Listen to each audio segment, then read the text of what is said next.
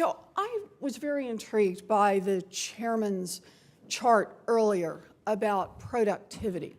And it shows, as I read the numbers, and also as I read the numbers that you cited, Mr. Dubé, that if we just started in 1960, not the high water mark for minimum wage, but a good time on minimum wage, if we started in 1960 and we said that as productivity goes up, that is, as workers are producing more, then the minimum wage is going to go up the same.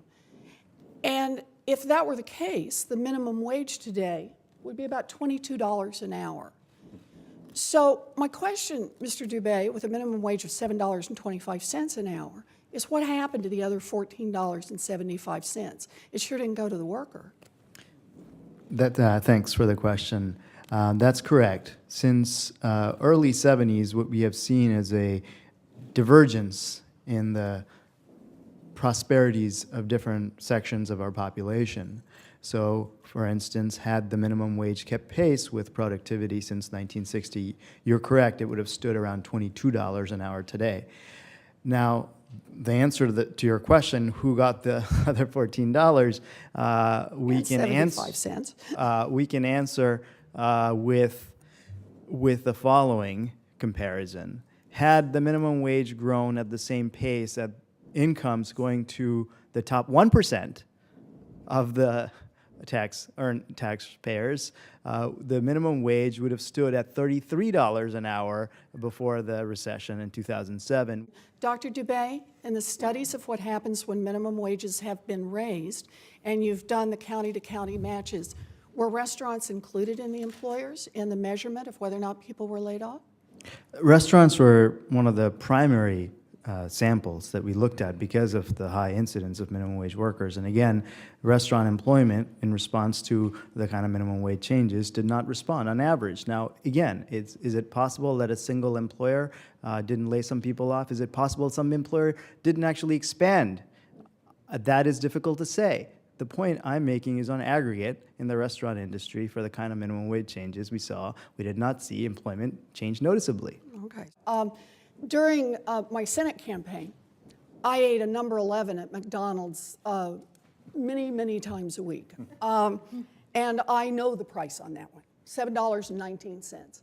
According to the data on the analysis of what would happen if we raised the minimum wage to $10.10 over 3 years, the price increase on that item would be about 4 cents. So instead of being $7.19, it would be $7.23. Are you telling me that's unsustainable? Senator Warren, not all restaurants are created equal.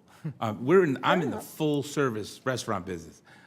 McDonald's has efficiencies, and they operate completely differently than I do. I have many jobs that pay well above the minimum wage.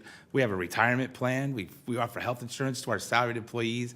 So my business is a little different. I can't raise a 4-cent price. I mean, I don't operate like a fast food restaurant. So I would hope that you'd at least appreciate the distinction. So, well, I do appreciate the distinction, and I'm not going to be in the business of being McDonald's representative, but I think they would talk about also having some higher paid jobs and some opportunities for management and advancement as well. But I get your point. Maybe it's only 4 cents on $7.19. But if your entrees are $14.40, we'll see how fast I can do the math. Are you telling me you can't raise your prices by 8 cents? You know, it's typically when costs rise, we don't actually raise it just 4 cents. We might actually go a little higher. It has an inflationary effect on the economy. So you may actually be taking away the money you just gave that employee through the minimum wage increase and raise prices throughout the economy. I have to say, you've now switched your argument from what it was going to do to your business to what it's going to do to the economy. And I think, Dr. Dubé, you've looked at the inflationary effects of increasing the minimum wage. Can you just give us a quick summary on those data?